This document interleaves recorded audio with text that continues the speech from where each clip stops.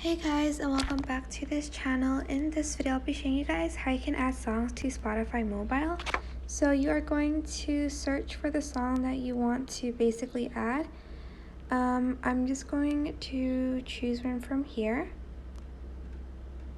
and then I am going to select the three dots and I'm going to select add to playlist, and I'm going to select the my playlist one.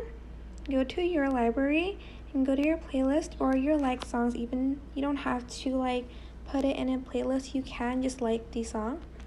Then you are going to select this download button, which is next to the like add person button here, which is this one, and it's going to be added to your phone so that you can, I think, listen to it offline. So yeah, that is it. I hope this tutorial was helpful for you guys. Don't forget to like, comment, share, and also subscribe to this channel if you haven't done that already. If you have any questions, just leave it in the comment section down below and I'll try my best to answer them all for you guys. And if you found this helpful, please click the thanks button above the description box down below. Thank you so much for watching. Bye!